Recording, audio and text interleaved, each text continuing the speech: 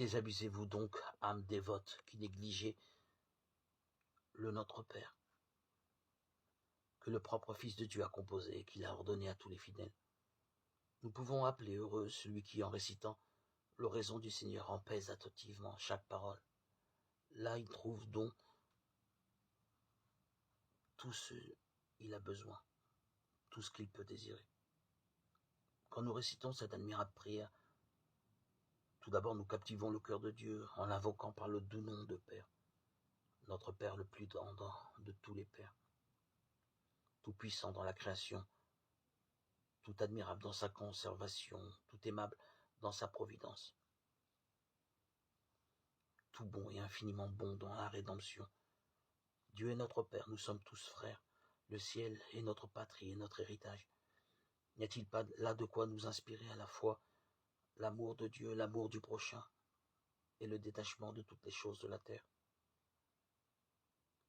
Aimons donc un tel Père et disons-lui 1000 et 1000 fois, notre Père qui est aux cieux, vous qui remplissez le ciel et la terre par l'immensité de votre essence qui est présent partout, vous qui êtes dans les saints par votre gloire, dans les damnés par votre justice, dans les justes par votre grâce, dans les pécheurs par votre patience qui les souffre. Faites que nous nous souvenions toujours de notre céleste origine, que nous vivions comme vos véritables enfants, que nous tendions toujours vers vous seuls par toute l'ardeur de nos désirs. Que votre nom soit sanctifié, le nom du Seigneur est saint et redoutable, dit le prophète roi, et le ciel, suivant Isaïe, retentit des louanges. Que les séraphins ne cessent de donner à la sainteté du Seigneur, Dieu des armées 3 fois saint.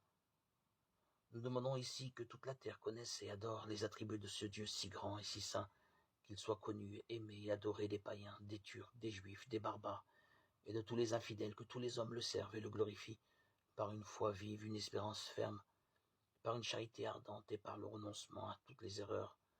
En un mot, que tous les hommes soient saints parce qu'il est saint lui-même. Que votre règne arrive, c'est-à-dire que vous régnez dans nos âmes par votre grâce durant la vie, afin que nous méritions après notre mort de régner avec vous dans votre royaume, qui est la souveraine et éternelle félicité, que nous croyons, que nous espérons et que nous attendons. Cette félicité qui nous est promise par la bonté du Père, qui nous est acquise par les mérites du Fils et qui nous est révélée par les lumières du Saint-Esprit. Que votre volonté soit faite sur la terre comme au ciel. Sans doute, rien ne peut se dérober aux dispositions de la providence divine qui a tout prévu, tout arrangé. Avant l'événement, nul obstacle ne l'écarte de la fin qu'elle s'est proposée. Et quand nous demandons à Dieu que sa volonté soit faite, ce n'est pas que nous craignons que quelqu'un s'oppose efficacement à l'exécution de ses desseins, mais que nous acquiescions humblement à tout ce qui lui a plu d'ordonner à notre égard, que nous accomplissions toujours et en toute chose sa très sainte volonté, qui nous est connue par ses commandements avec autant de promptitude, d'amour et de constance, que les anges et les bienheureux lui obéissent dans le ciel. Donnez-nous aujourd'hui notre pain de chaque jour. Jésus-Christ nous enseigne à demander à Dieu tout ce qui est nécessaire à la vie du corps et à la vie de l'âme.